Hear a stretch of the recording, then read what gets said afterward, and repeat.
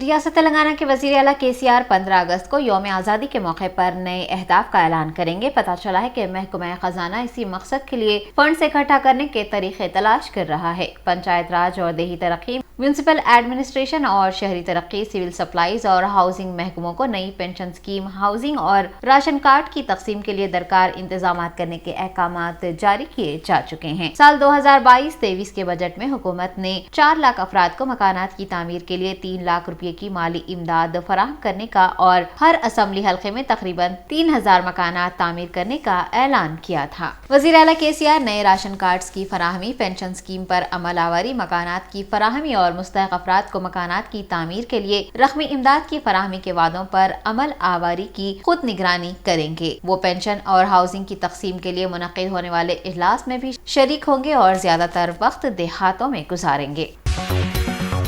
ریاست تلنگانہ کے وزیر صحت و وزیر خزانہ ہریش راؤ نے دورہ ضلع سنگاریڈی کے موقع پر کہا ہے کہ اگر تلنگانہ میں BJP برسر اقتدار آتی ہے تو وزیر اعلیٰ KCR کی نافذ کردہ اسکیمات کو روک دیا جائے گا۔ ہریش راؤ نے کہا ہے کہ وزیر اعلیٰ KCR ریاست کے تمام طبقات کی بہبود کے لیے کام کر رہے ہیں۔ ریاست میں نافذ اسکیمات کا حوالہ دیتے ہوئے ہریش راؤ نے سوال کیا ہے کہ ریاست میں جو اسکیمیں نافذ کی جا رہی ہیں کیا وہ BJP کی برسر اقتدار والی ریاستوں میں نافذ ہیں۔ وزیر صحت نے بتایا کہ ریاست کے 40 لاکھ افراد کو پہلے ہی پینشن فراہم کی جا رہی ہے اور عمر کے 57 سال مکمل کرنے والے افراد کو نئی پینشن دی جائے گی۔ ڈبل بیڈ روم مکانات کی تعمیر کے لیے بھی مالی امداد فراہم کی جائے گی۔ ہریش راؤ نے اہل افراد کو راشن کارڈ جاری کیے جانے کی بھی بات کہی ہے۔ انہوں نے کہا کانگریس پارٹی سیلاب کے دوران کیچڑ کی سیاست کر رہی ہے۔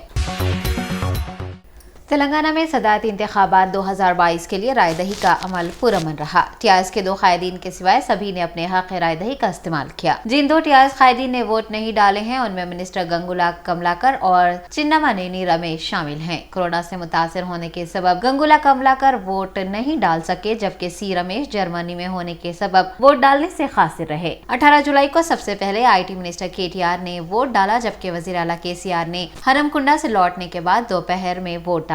ملگو کانگریس MLA سیتاکا کی جانب سے NDA امیدوار دروپدی مرمو کے حق میں ووٹ ڈالنے کا شبہ ہے، تاہم رکن اسمبلی نے بیلٹ پیپر پر سیاہی کا نشان لگ جانے کی بات کہی اور کہا کہ ووٹ کو لے کر انہیں کوئی الجھن نہیں ہے۔ بعد ازاں انہوں نے ایک ویڈیو پیغام بھی جاری کیا اور وضاحت کی کہ انہوں نے پارٹی کے مشورے کے مطابق ہی ووٹ ڈالا ہے۔ اسمبلی کے کمیٹی ہال نمبر 1 میں ووٹنگ کا آغاز صبح 10 بجے ہوا تھا اور TRS کے اراکین 3 بسوں میں تلنگانہ بھون سے اسمبلی پہنچے تھے۔ Speaker assembly پوچارم Srinivas ready, deputy speaker Padma Rao گوڑ و دیگر وزراء نے CM KCR کے ساتھ ووٹ ڈالا۔ کانگریس اور مجلس اتحاد المسلمین کے اراکین نے دوپہر کے بعد ووٹ ڈالا۔ BJP کے 3 MLAs اور YSRCP کے MLA ماہیدھر ریڈی نے صبح کے اوقات میں ووٹ ڈالا۔ کانگریس کے سنگاریڈی MLA جگا ریڈی صدارتی انتخابات میں ووٹ ڈالنے والے آخری رکن تھے۔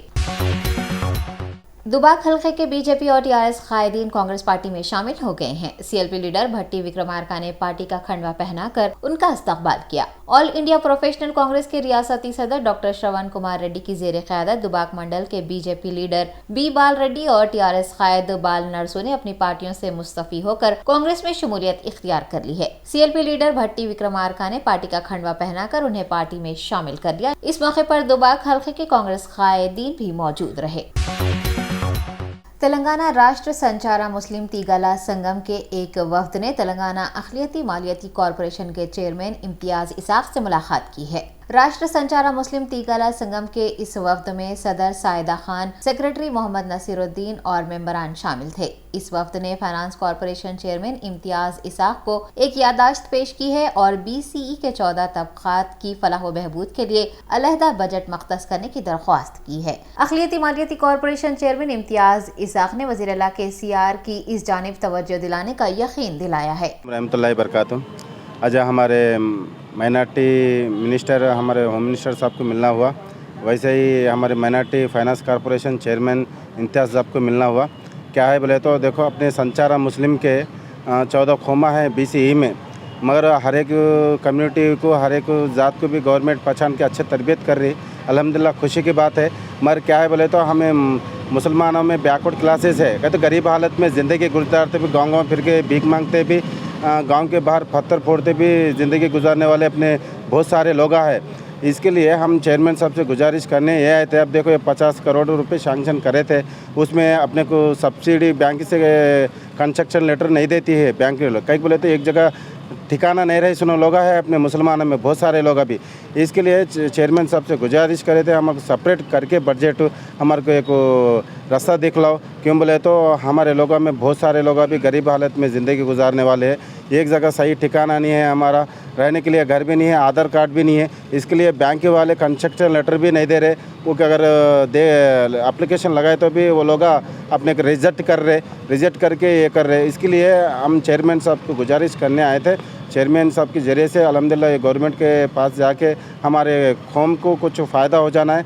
देखो अपने संचार मुस्लिम के हर डिस्ट्रिक्ट में भी 30-35 जिले से लोग आए थे।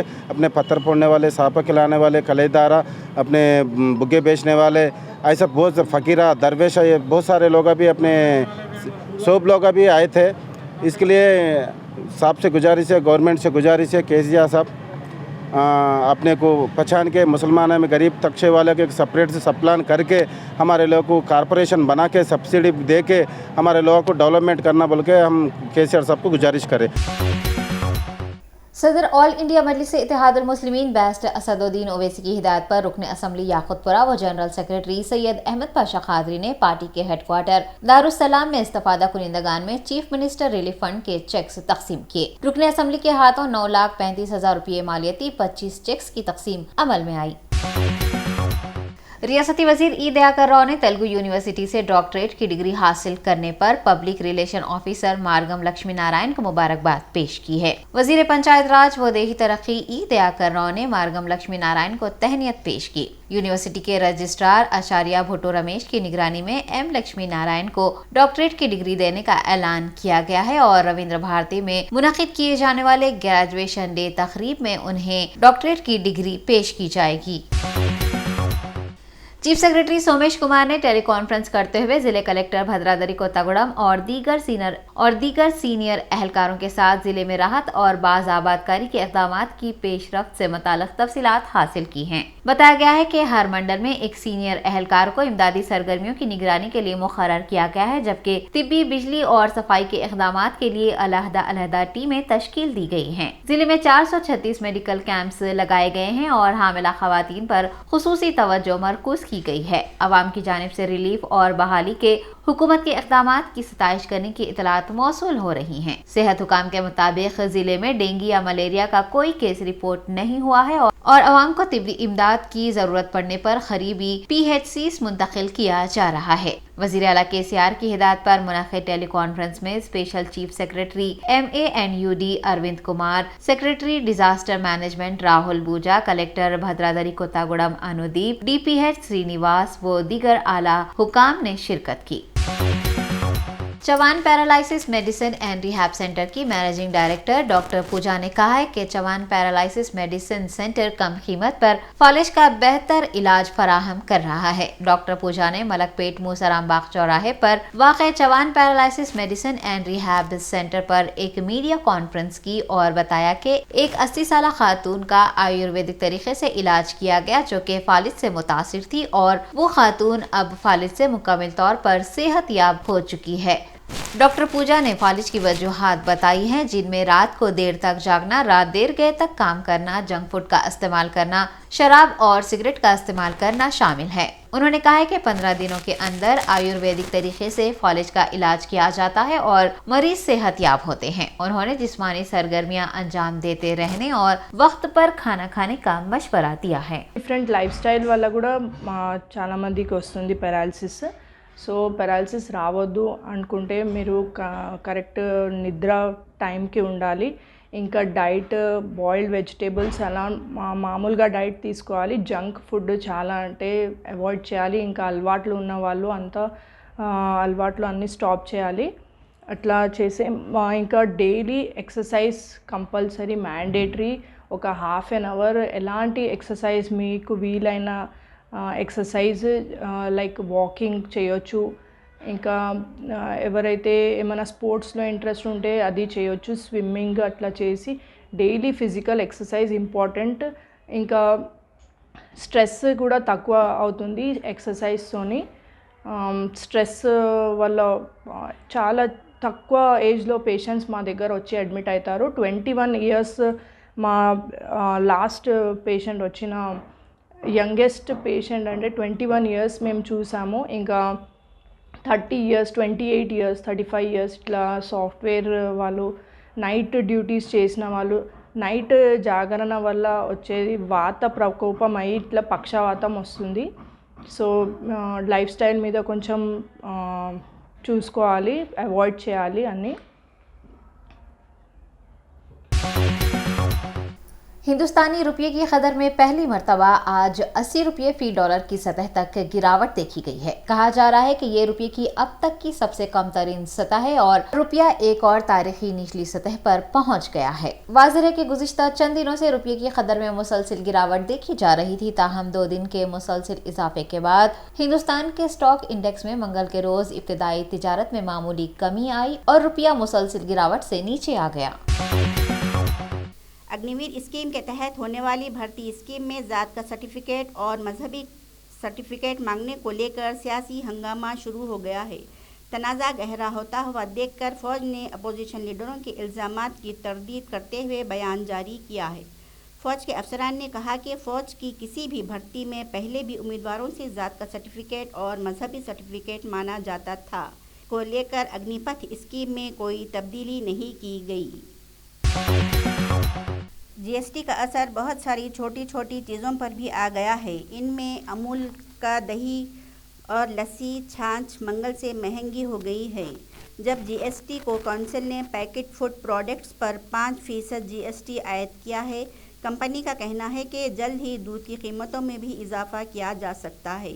इन मसनूयात पर 18 अप्रैल से जीएसटी के निफाज के बाद आज से इनकी कीमतों में भी इजाफा देखने को मिल रहा है। उत्तर प्रदेश की राजधानी लखनऊ में गुज़िश्ता दिनों खोले गए लुलु माल में नमाज पढ़ने को लेकर जारी तनाज़े के दरमियान एक बड़ी कार्रवाई हुई है। यूपी पुलिस ने लुलु माल के अहाते में नमाज अदा करने वाले 4 नौजवानों की शनाख्त करके इन्हें गिरफ्तार कर लिया है। पुलिस अब इन 4 नौजवानों से पूछगिछ कर रही है। दरअसल ये कार्रवाई ऐसे वक्त में सामने आई है जबकि रियासत के वज़ीर आला योगी आदित्यनाथ ने इंतज़ामिया को ऐसे अनासिर के खिलाफ सख्त कार्रवाई करने की हिदायत दी है। सुप्रीम कोर्ट ने मंगल को बीजेपी की साबिक़ तर्जुमान गुस्ताख नुपुर शर्मा को बड़ी राहत देते हुए आइंदा समाअत तक इनकी गिरफ्तारी पर रोक लगा दी है।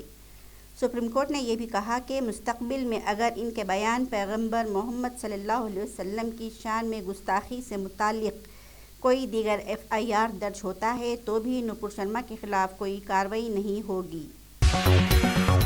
हिंदुस्तान में कोरोना वबा के 15,528 नए मामलात रिपोर्ट हुए हैं और 25 अमवात हुई हैं। मरकजी वजारत सेहत ने कहा है कि पिछले 24 घंटों के दौरान 15,528 नए कोविड केसेस दर्ज हुए हैं, जो कि गुज़िश्ता रोज दर्ज किए गए 16,935 केसेस से कम हैं। 24 घंटों में 25 कोविड हलाकतों के सबब मुल्क में कोविड से होने वाले हलाकतों की तादाद 5,25,785 हुई है। एक्टिव केसेस की तादाद कम होकर 1,43,654 तक पहुंच गई है, जो कि मुल्क की कुल मुस्बित केसेस का 0.3% है। 24 घंटों में 16,113 मरीज कोरोना से सेहतयाब हुए हैं, जिसके बाद सेहतयाब होने वालों की तादाद 4,31,13,623 हो गई है और सेहतयाबी की शरह 98.4% रिकॉर्ड की गई है। मरकजी वजारत सेहत ने बताया है कि मुल्क भर में 4,68,350 कोविड टेस्ट किए गए हैं, जिससे मजमूई कोविड टेस्ट की तादाद 87 करोड़ से ज्यादा हो गई है। पाकिस्तान के दारुल हुकूमत इस्लामाबाद में बुर्का पोश पाकिस्तानी खातून से छेड़छाड़ का मामला सामने आया है। वाक़े की वीडियो सोशल मीडिया पर तेज़ी से वायरल हो रही है। वायरल वीडियो में देखा जा सकता है कि एक बुर्का पहनी खातून सड़क पर चल रही है और एक नौजवान पीछे से खातून की तरफ आ रहा है। इसके बाद अचानक नौजवान ने खातून को पीछे से पकड़ लिया और फिर खातून को छोड़कर फरार हो गया। सीनियर सहाफ़ी हामिद मीर ने वीडियो पोस्ट करने वाले एक ट्वीट के जवाब में कहा कि ये वाक़या तमाम मर्दों के लिए एक चैलेंज है कि वो मुजरिम को तलाश करें, इसे सज़ा दें और दूसरों के लिए सबक बनाएं। متحدہ عرب امارات کے صدر شیخ محمد بن زائد ال نہیان کے دورے فرانس کے موقع پر دو طرفہ تعلقات، توانائی اور ٹرانسپورٹ کے شعبے میں تعاون کے معاہدوں پر بات چیت ہوئی ہے اور متحدہ عرب امارات نے فرانس کے ساتھ توانائی کے معاہدے پر دستخط کیے ہیں۔ شیخ محمد بن زائد ال نہیان اپنے پہلے غیر ملکی سرکاری دورے پر فرانس کے دارالحکومت پیرس پہنچے تھے۔ حالیہ برسوں میں دونوں ممالک کے درمیان تعلقات میں نمایاں اضافہ ہوا ہے۔ اماراتی صدر کے دورے کے موقع پر ٹرانسپورٹ اور فضلے کو ٹھکانے لگانے کے شعبوں میں مفاہمت کی یادداشتوں اور معاہدوں پر بھی دستخط کیے جانے کا امکان ہے۔